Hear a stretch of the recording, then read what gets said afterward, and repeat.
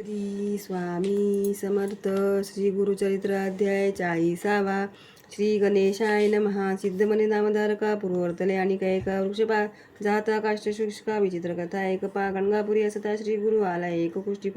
विपूर्वा अपंगस्तंभ गार्गे गोत्रु नामतया नरहरी येऊनी श्री गुरुमूर्तीची नमन करी भक्तीची करी श्रोत्र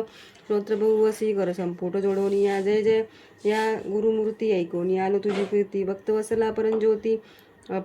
परमपुरुषा जगद्गुरु आपण जन्मोनी संसारी वृथा झालो दगडा परी निंदा करीती द्विजवरी पुष्टी म्हणून स्वामी या वाचिला वेद यजुशाखा निंदा करीती माते लोका ब्राह्मणार्थ न सांगती देखा अंगहीन म्हणून या प्रातकाळी उठवणी लोक न पाहती आपले मुख तेणे माते होते दुःख जन्म पुरे आता धरून निर्धारू आलो स्वामी जगद्गुरु तुझी कृपा होय जरी प्राण आपुला तेजी न श्री गुरु म्हणती द्विजासी पूर्वजन्मी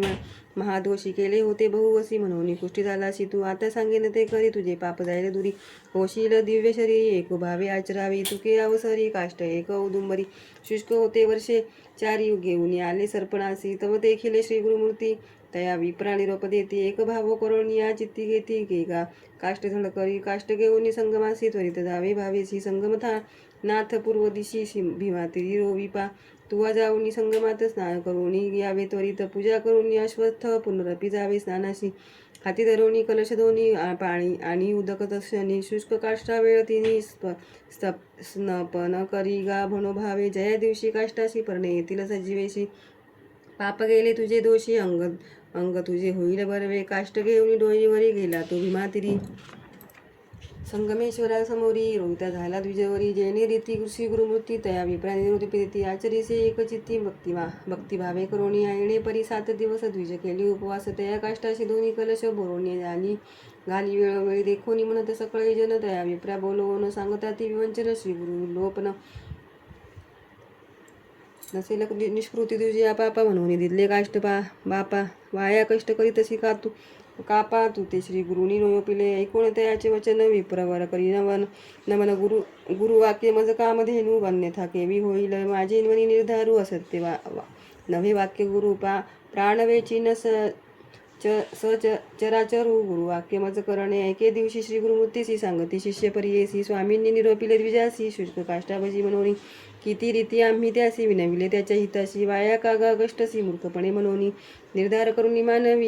मानसी सेवा करीतो कष्टासी झाले 7 उपवासी उदक मुखे घेत नाही ऐकोणी शिष्याचे वचन निरोप देती श्री गुरु आपण जैसा भाव अंतकरण तैसी सिद्धी पावेल या कारणे तुम्हासी सांगेन कथा इतिहासी सांगे सुत ऋषेश्वरांसी स्कंद पुराणी परियेसा सुत म्हणे ऋषेश्वरांसी गुरुभक्ती असे विशेषी तारावया संसाराशी आणि नाही पदार्थ अयोग्य अथवा ज्ञानवंत म्हणून व न पहावा अंत गुरु त्रयमूर्ती मनी ध्यात सेवा करणे भक्तिभावे दृढ भक्ती असे जयापाशी सर्व धर्म साधती तयासी संदेह न धरावा मानसी एकचित्ते बजावे पूर्वी पांचाळ नगरात होता राजा सिंहकेत तयासी होता एक पुत्र नाम तया धनंजय एके दिवशी राजपुत्र गेला पारधी अरण्यात तेथे असती मनुष्य मात्र उदक वर्जित स्थळासी राजपुत्र तृषाकांत हिंडत असे अरण्यात सवे होता शबरदूत श्रमोनिया परियेसा श्रमोनिया शबरदूत हिंडत होता राणात देखता झाला उचित जीर्ण कशवाले भिन्न निघ्न तयासानी पडिले होते मंदिरी शबरे घेतले उचलोणी म्हणे लिंग बरवे असे शबर म्हणे राजसुता म्हणे माझे मनैसी आर्ता लिंग पूजा करणे नित्य म्हणून घेतले परियेस राजपुत्र म्हणे त्यासी न्यावे पाषाण लिंग करासी पूजा करावी शुचीशी पुत्र पत्र पुष्पे अर्चोनिया तुम्ही दंपती दोघे जण मनपूर्वक पूजा करणे हेची लिंग गिरिजा रमण म्हणून मनी निर्धारी नानापरी पुष्प जाती आणाव्या तुम्ही शिवाप्रती धूपदीप विधान रीती नैवेद्य द्यावे भस्म असेल ते स्मशानी आणावे तुवा प्रतिदिनी द्यावा नैवेद्य सुमणी प्रसाद आपण भक्षावा येणे परी राजकुमारू तया शबरा झाला गुरु विश्वास केला निर्धारू शबरे आपुले मनात क्वचित काळ येणे परी पूजा करी शबरी एके दिवशी तया नगरी चिता भस्म न मिळेची हिंडोनी पाहे गावोगावी चिता भस्मन मिळे काही येणे परी सात गावी हिंडोनी आला तो घरासी चिंता बहु शबरासी पुसता झाला श्रियेशी काय करू म्हणे तिसी प्राण आपुला तेजीन म्हणे जैसे गुरुने निरोपिले तैसे नैवेद्य पाहिले दिले नाही तरी वृथा झाले शिवपूजन परियेसा ऐकोणी पतीचे वचन बोले शबरी हासून चिंता करी किंकारण चिंता भस्म देईन मी मज घालून निग्रहात अग्नी लावा तुम्ही त्वरित काष्टे असती बहुत दहन होईल आपणासी त्याची भस्म ईश्वरासी उपहारावे तुम्ही हर्षी व्रतभंग न करावा बरवसी संतोष रूपे बोलत असे कधीतरी शरीराशी नाश असे परियेसी ऐसे कार्यकारणासी देह आपुला समर्पिन ऐकोणी श्रियेचे वचन शबर झाला खेदे खिन्न प्राणेश्वरी तुझा प्राण ते म्हणत असे ऐकोणी पतीचे वचन विनवित असे ती अंगना गायसे तुम्हा असे ज्ञान मिथ्या मोहे बोलत असा संदेह सोडून आपणासी धन करी वेगेसी आपण होऊन संतोषी निरोप देते परियेसा ऐसे नाना परिपत्तीसी बोधी शबरी परियेसी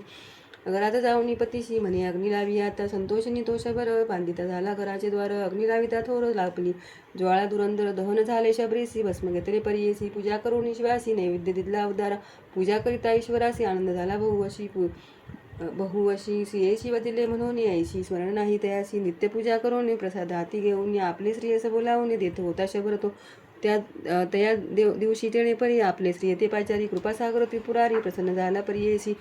तेजी शबरी येऊन उभी ठेवी हास्य वदनी घेतला नैवेद्य मागून घेऊन गेली घरात बोलवून श्रेयशी शबर पुस्तसे तुयशी दहन केले मी तुझशी पुनरपी केवी आलीस तू शबरी सांगे पतीशी आठवण आम्हा आहे ऐशी अग्नी लाविता घरासी निद्रिस्त आपण झाले देखा